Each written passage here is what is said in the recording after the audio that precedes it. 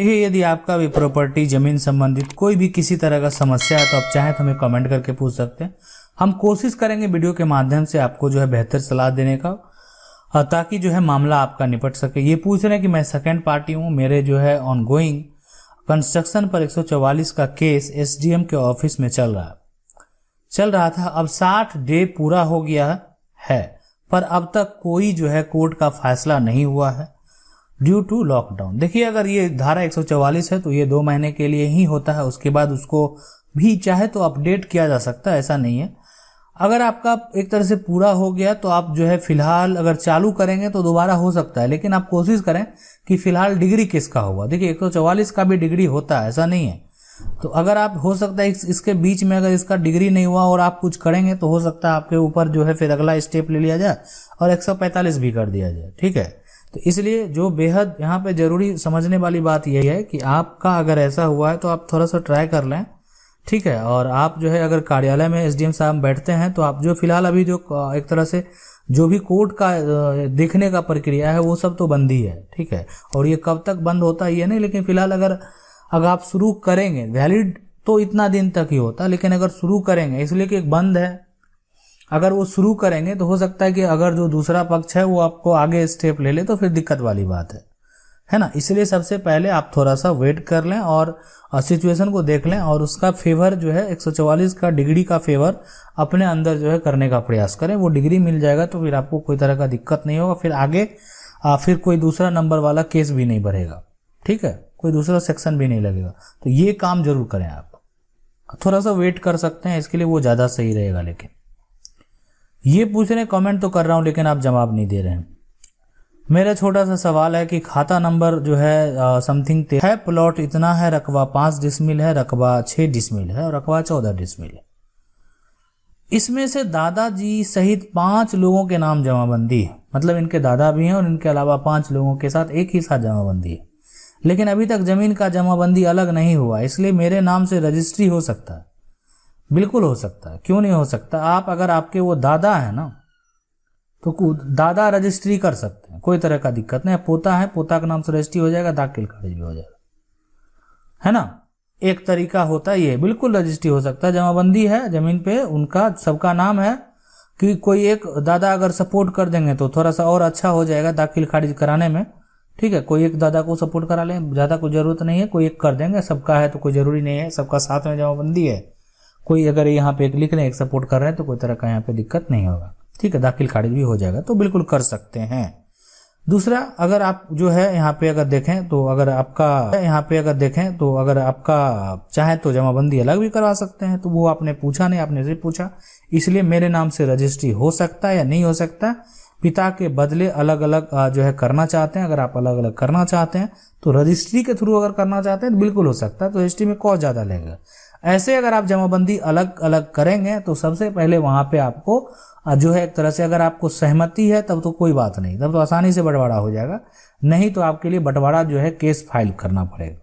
ठीक है, एक विकल्प है ये कि रजिस्ट्री करा कर लें, या एक विकल्प ये होता है कि आप उसको आपसी जो है कोर्ट में जाके केस फाइल करने के बाद बंटवारा डीसीआर कोर्ट हो या जो है एक तरह से सिविल कोर्ट हो। अगला सवाल ये पूछ रहे हैं कि मेरे पापा के नाम से जमीन है और मैं 4 भाई हूं, अमीन सर्वे में नाम नहीं डाल रहा है, कहा कि ये जो है शिकायत करें, है ना।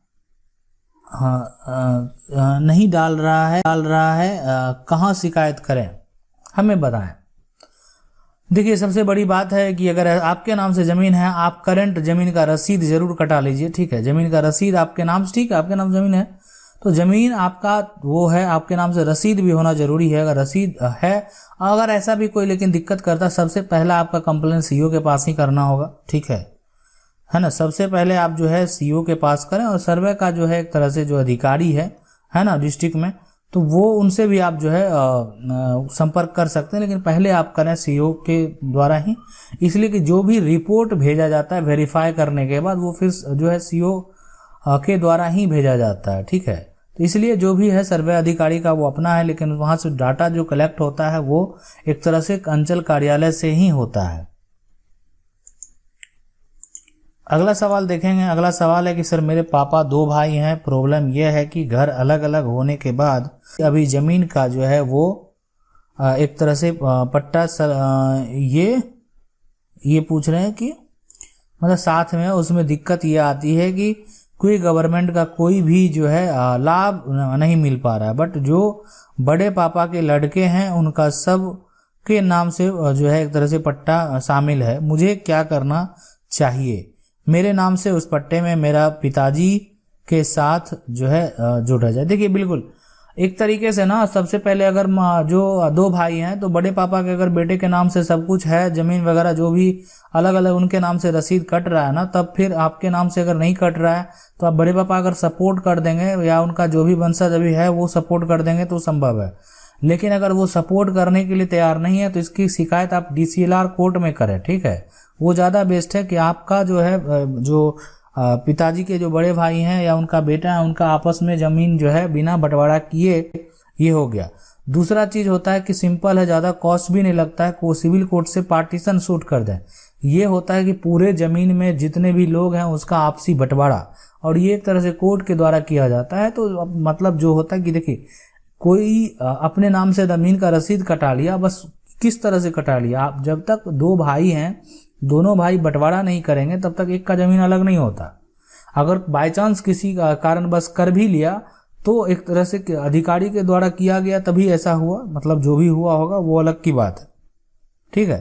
तो ये 2 ऑप्शन है कि आप DCLR कोर्ट में भी जा सकते हैं और यहाँ भी जा सकते हैं, ठीक है। आपको आवेदन करना है यहाँ पे, और ये पहले DCLR कोर्ट में जाए, आप बता सकते हैं कि जो है मेरे नाम से नहीं कट रहा है, आवेदन करेंगे और सारा जिनका जिनका नाम से कट रहा है वो चीज़ देंगे, और मेरा जो है उसका बेनिफिट हम नहीं ले पा रहे हैं और हमारे वो सहयोग नहीं कर रहे हैं। अगर सहयोग करेंगे तब तो आसानी से करवा सकते हैं, ठीक है।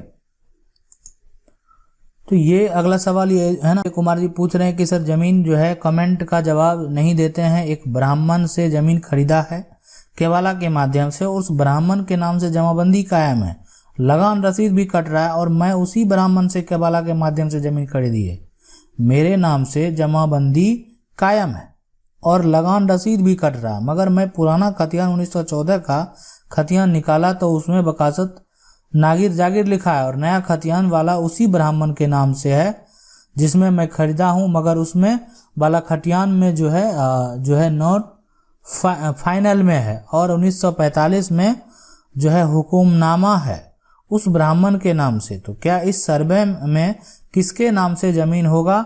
1960 वाला सर्वे में इसको रैयती बना दिया गया है ना।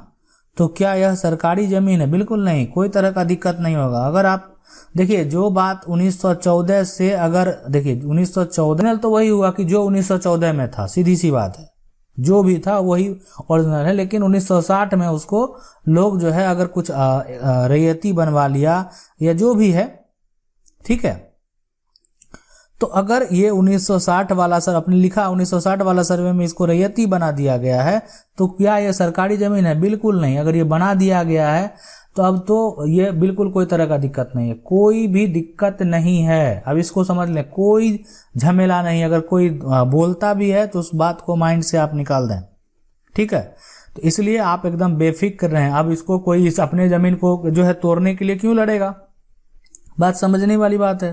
तो 1900 जो है पहले में जो हुआ उसकी यहाँ पे कोई बात नहीं है। 1960 में जो हुआ और उसके बाद बिक्री हो गया और आपने उसको खरीदा अगर, है ना, और खरीदने के बाद आपका जमाबंदी कायम है, रसीद कट रहा है, इस बार आपका जमीन जो नया सर्वे में होगा वो रैयती ही होगा, ठीक है।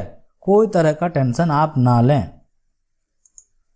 अगला ये पूछ रहे हैं कि सर नक्शा में 3 प्लॉट है, अब ये जो है 1 हो गया है, सर्वे में अलग अलग नंबर होगा। देखिए सर्वे जो होगा वो नंबर नया आएगा इस बार, जितना भी प्लॉट नंबर है ना, सबका खसरा नंबर जो है वो चेंज हो जाएगा, इसलिए कि नक्शा बहुत लोगों का बदलेगा। जैसे कि पहले क्या होता, एक बड़ा सा प्लॉट था वो 4 टुकड़ा में बट गया, तो अब 4 नंबर अलग अलग आएगा, तो ये बिल्कुल आएगा।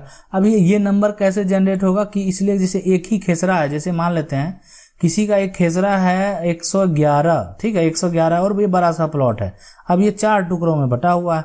अब 4 टुकड़ों में बटा हुआ तब 111 कैसे हुआ? अब इसमें 4 अलग अलग है। अब जिसका जिसका नाम से जिसमें जमाबंदी कायम होगा, किसी का अगर 101 होगा तो 101 डाल देगा, इसको 102 डाल देगा, 103 डाल देगा, 104 डाल देगा। तो इनमें अलग अलग नाम से जमाबंदी कायम था तो उसको अलग अलग नंबर दे दिया गया। मतलब इसका मतलब है कि अलग यही एक सेम ही खेसरा का रकबा करके अगर अलग अलग लिखा हुआ, इसका मतलब ये अब आदमी में डिवाइड हो गया है। तो जमाबंदी को इस बार जो है टारगेट मतलब किया जा रहा है और करेगा। ये पूछ रहे हैं कि सर मेरे फादर इन लॉ का जो है वो मकान में जो मेरा हस्बैंड को हिस्सा मिला है उस पर मेरा जेठ कब्जा करना जो है बैठा है, ठीक है। जेठ जो है वो कब्जा करने बैठा है और जो है कहता है कि इसमें से जो है ये दुकान है ना, दुकान मेरे छोटे दुकान ही ना, तो ये छोटे बेटे को दे दो और तुम पीछे रूम जो है बनाओ। सर क्या करें, कुछ समझ नहीं आ रहा है। नहीं, समझने वाली बात नहीं है। जो भी हिस्सा मिला तो हिस्सा अगर वो एक तरह से फिक्स नहीं होगा तो ये श्योर नहीं है कि आप पीछे जाएं, ऐसे ऐसे संभव नहीं है, ठीक है। तो ये चीज होता है कि अगर आपका कुछ भी जो भी मिला हिस्सा अगर वो कानूनी तरीके से मिला तो ठीक है, मतलब एक तरह से आपका एक पेपर बन के मिला तो ठीक है। लेकिन आपको जैसे भी मिला जहां पे वर्तमान में आपको दखल नहीं छोड़ना किसी भी हालत में, है ना। ये हमारा कानून कहता है कि आप अगर दखल छोड़ देते हैं थोड़ा सा अपने आप, देखिए क्या होता है जीवन जीने के लिए थोड़ा सा जो एक तरह से जरूरी है। अगर वैसा जीवन में आप मान लेते हैं कि एक समय आ जाता है तो सुप्रीम कोर्ट कहता है कि आप लाठी से लड़िए। हम इस पे एक स्पेशल जो है जरूर जो है वीडियो लाएंगे कि क्या कहता है, क्या नियम है। लेकिन आपको अपना रक्षा जो है करना है बस। और लेकिन आप जिस जगह पे हैं, जिस पोजीशन पे हैं, उसको आपको नहीं छोड़ना है, उसको आपको नहीं खाली करना। इस बात का आप जो है 100% ध्यान रखें, ठीक है। अगला सवाल देखते हैं। अगला सवाल ये पूछ रहे हैं कि सर मेरे पापा और जो है चाचा दोनों मिलकर 18 डेसिमल जमीन खरीदा था। मेरे पापा का डेथ हो गया। अब मेरे चाचा और उनके 2 बेटे जो है जबरदस्ती उस जमीन पर कब्जा कर जो है घर जो है बना रहते हैं, ठीक है। मैं दो यह सरपंच और मुखिया और जो है गांव के बहुत लोगों को जो है बुला कर सभा की तो यहाँ रहना नहीं देगा, ठीक है। तुमको यहाँ रहने नहीं देगा, तुम ये जमीन बेच लो सर। मैं अकेला हूँ और मैं ये जमीन जो है बेचना नहीं चाहता, ठीक है। तो मुझे जो है मरने के बाद धमकी देता है कि प्लीज मेरी जो है वो मदद कीजिए।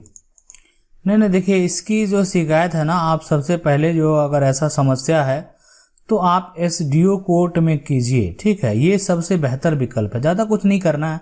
आप थोड़ा सा जाएंगे अपने अनुमंडल कार्यालय में, ठीक है। अनुमंडल जो आपका जो अंचल है उस तरह से अनुमंडल होगा। अनुमंडल में जाएं, वहां जहां SDO साहब बैठते हैं वहां पे एक आवेदन जाके लगा दें, ठीक है। और उस सारे का नाम दर्ज करें जो आपके साथ ऐसा समस्या उत्पन्न करता है और वहां से देखें कि जल्द ही जो है आपका उस बात का निराकरण होगा, ठीक है। और ये आपके लिए सबसे बेहतर विकल्प है, ठीक। आप एक बार फिर अगर ऐसा कुछ समस्या उत्पन्न होता है तो आप हमें कमेंट करके जरूर पूछिएगा, ठीक है। ये पूछ रहे हैं मेरा जमीन का जो है वो नकली कागज बनाकर 19 साल से जो है वो कोई और ले रहा। नहीं, बिल्कुल। आप अगर ऐसा कब्जा किया हुआ नकली कागज है और आपको लगता है कि वो नकली कागज है, कुछ विलंब नहीं कीजिए, कोर्ट जाइए और उस पर जो है टाइटल सूट जो है वो फाइल कर दीजिए, TS फाइल कर दीजिए। नोटिस जाएगा, उसको पूछा जाएगा कि आप इस जमीन को जो रखे हुए हैं किस आधार पे रखे हुए हैं, ठीक है। और आपके पास क्या प्रूफ है, क्या कागज है, तो आप वहां पे जो है कोई लॉयर से मिलकर TS कर देंगे। वो सबसे बेहतर विकल्प है। अगर आप लोगों का भी ऐसा कुछ सवाल आप कमेंट करके पूछिए, वीडियो के माध्यम से जवाब देने का प्रयास करेंगे। वीडियो अच्छा लगा वीडियो को लाइक जरूर कर दें। चैनल को पहली बार देखने सब्सक्राइब करके जो बेल आइकन है उसको जरूर दबा लीजिए। मिलते हैं अगली वीडियो में।